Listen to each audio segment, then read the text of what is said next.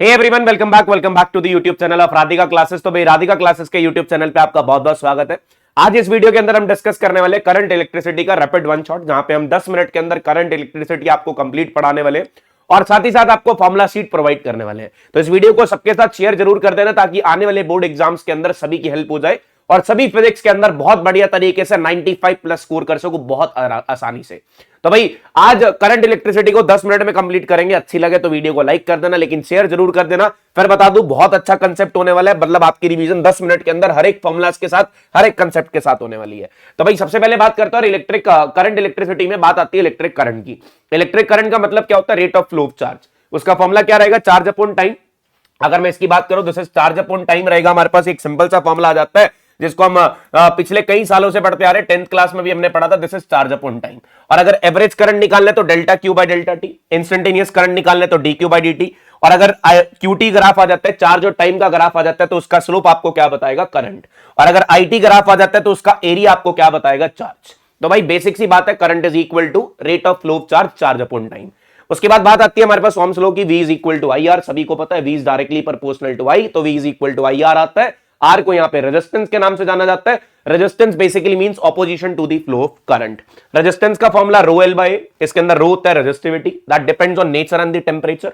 फिर उसके बाद करंट डेंसिटी की बात करूं, करंट पर यूनिट एरिया या rate of flow of charge per unit area is called current density. Current का फॉर्मूला क्या रहेगा? J dot A. कंडक्टेंस की बात करूं, रेसिप्रोकल ऑफ रेजिस्टेंस। कंडक्टिविटी की बात करूं, reciprocal of resistivity. Ohm's law in vector form में लेके आऊंगा। दो फॉर्मुलास बनते हैं, एक बनता है E is equal to rho J and J is equal to sigma E. अब इसके अंदर E इलेक्ट्रिक फील्ड, J आपका करंट डेंसिटी, रो आपका रेजिस्टिविटी और सिग्मा आपका कंडक्टिविटी के नाम से जाना जाता है। बहुत सिंपल सी बात है, इसके अंदर हमने डिस्कस करी। फिर उसके बाद बात आती है ड्रिफ्ट वेलोसिटी की। ड्रिफ्ट वेलोसिटी होती है, it is the average velocity with which electron drift toward the positive terminal of battery. जब एक कंडक्टर के अक्रॉस बैटरी लगाई जाती है तो उसके इलेक्ट्रॉन किस वेलोसिटी से पॉजिटिव टर्मिनल की तरफ ड्रिफ्ट होते हैं, that is called drift velocity. इसका formula basically a tau, a का formula minus e capital E upon m, तो ड्रिफ्ट वेलोसिटी बन जाएगी minus e capital E tau upon में एम। अगर हम करंट और ड्रिफ्ट वेलोसिटी का रिलेशन देखें, I is equal to n e b t, बहुत सिंपल सा रिलेशन है, मोस्टली बच्चों को याद होगा। इन दोनों की डेरिवेशन आने के पूरे पूरे चांसेस है। अब इन्हीं फॉर्मुलास को अगर मैंने ड्रिफ्ट वेलोसिटी को यहां पे पुट करा, उसके बाद ओम्स लॉ को डिडक्ट करके रेजिस्टेंस क्या निकला? M l upon N E square a tau. और रेजिस्टेंस को रो एल बाय ए रखने के बाद रेजिस्टिविटी आ गई M upon N E square tau. अब जो हमारा नंबर डेंसिटी है ना, वो मेटल्स का ज्यादा होता है एज कंपेयर टू अलॉय, और जो हमारी रेजिस्टिविटी है वो नंबर डेंसिटी के इनवर्सली प्रोपोर्शनल है। अगर ये इनवर्सली प्रोपोर्शनल है, इसका मतलब हमारी अलॉय की रेजिस्टिविटी ज्यादा होती है एज कंपेयर टू मेटल। अगर आपसे पूछ ले नाइक्रोम और या फिर कॉपर के अंदर से किसकी रेजिस्टिविटी ज्यादा है, तो आपका आंसर होगा नाइक्रोम, बिकॉज वो एक अलॉय है। इफेक्ट ऑफ टेम्परेचर, टेम्परेचर के बढ़ने से कोलिजन बढ़ता है, रिलैक्सेशन टाइम कम होगा तो रेजिस्टिविटी बढ़ेगी।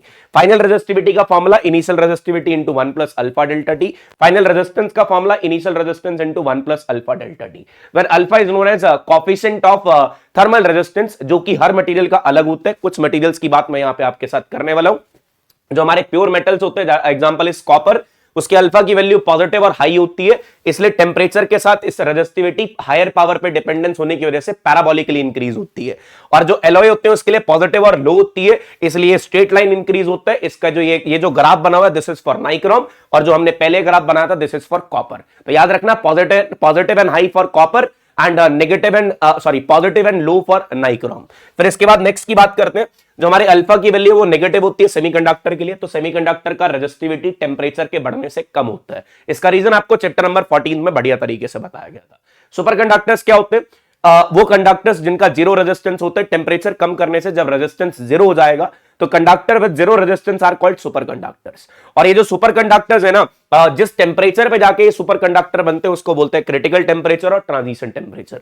मरकरी के लिए टेम्परेचर 4.2 केल्विन का होता है। और रेजिस्टेंस इन सीरीज की बात करूं, सीरीज में रेजिस्टेंस सिंपली ऐड होते हैं, करंट सेम रहता है, पोटेंशियल डिवाइड होता है।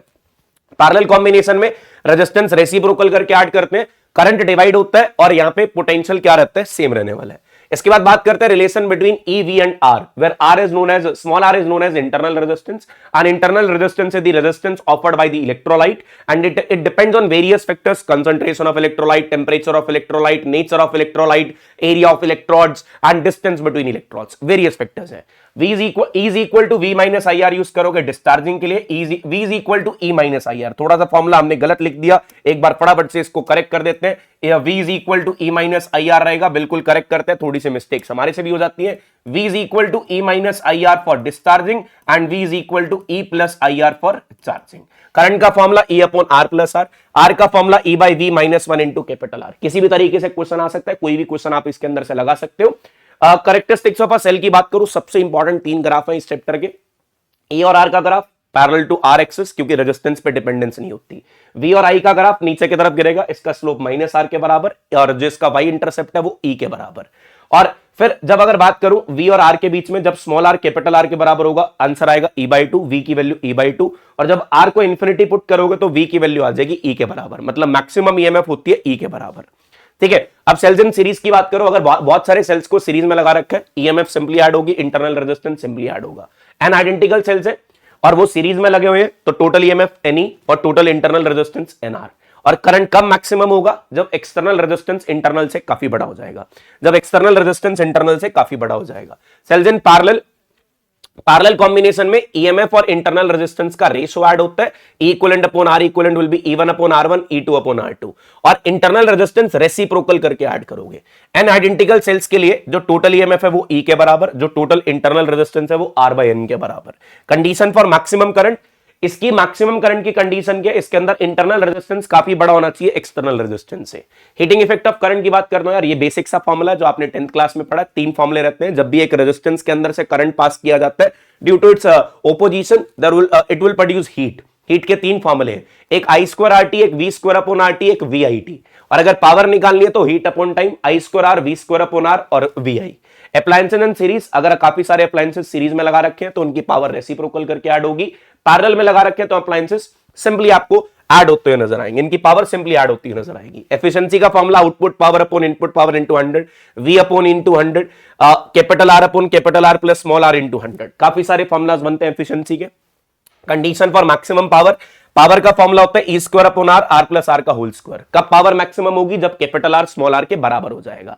और मैक्सिमम पावर का formula E square upon 4R या E square upon 4 small r। This is the most important thing for your MCQs questions. MCQs के अंदर ये पावर के क्वेश्चन पूछे जाते हैं। और जो मैक्सिमम एफिशिएंसी होती है एक सोर्स ऑफ ईएमएफ की, दैट इज 50%। 50% से ज्यादा कभी भी एफिशिएंसी नहीं हो सकती। ठीक है, अब इसके बाद किरचॉफ लॉ की बात करता हूं यार। किरचॉफ लॉ के लिए आपको पता है क्वेश्चन काफी इंपॉर्टेंट क्वेश्चन आते हैं, आपको बहुत सारी वीडियोस के अंदर इसके क्वेश्चंस करवाए भी जाएंगे। फर्स्ट लॉ का दूसरा नाम करंट लॉ और तीसरा नाम रहेगा जंक्शन लॉ। इसका किसी एक पर्टिकुलर जंक्शन पे जो टोटल सम ऑफ करंट होगा वो 0 के बराबर, मतलब जितना करंट आ रहा होगा उतना बाहर जा रहा होगा। Incoming current is equal to outgoing current, तो नेट करंट यहां पे 0 होने वाला है। And is based on law of conservation of charge. ये law of conservation of charge पे बेस्ड है, ये भी एक एमसीक्यू क्वेश्चन हो सकता है। सेकंड लॉ का दूसरा नाम वोल्टेज लॉ, तीसरा नाम लूप लॉ। ये इसका जो तीसरा नाम रहने वाला दैट इज लूप लॉ, और इसके अकॉर्डिंग एक पूरे लूप के अंदर जितनी बार भी पोटेंशियल ड्रॉप आएगा सबका सम कितना होगा? 0। इसका मतलब जितना एनर्जी बैटरी प्रोवाइड करेगी उतना ही रेजिस्टेंस उस एनर्जी को कंज्यूम कर लेगा। देयर इज नो लॉस और gain of energy, that's why it is based on conservation of energy. अगर आप बैटरी के पॉजिटिव टर्मिनल से एंटर कर रहे हो तो आपका पोटेंशियल ड्रॉप नेगेटिव ही, और अगर नेगेटिव से एंटर कर रहे हो तो प्लस ही। करंट की सेम डायरेक्शन में जा रहे हो तो माइनस IR, करंट की अपोजिट डायरेक्शन में जा रहे हो तो प्लस IR, करंट की अपोजिट डायरेक्शन में जा रहे हो तो प्लस IR। अब फिर इसके बाद बात आती है व्हीटस्टोन ब्रिज की। व्हीटस्टोन ब्रिज प्रिंसिपल क्या बोलते हैं? अगर ये 4 रेजिस्टेंस लगे हुए और बीच में गैल्वेनोमीटर है और गैल्वेनोमीटर नल डिफ्लेक्शन शो कर रहा है, मतलब उसके अंदर से अगर कोई करंट पास नहीं कर रहा, या फिर जो हमारे ये पॉइंट्स है that is C and D, अगर ये सेम पोटेंशियल पे हो जाते हैं तो P बाई Q किसके बराबर होगा? R by S।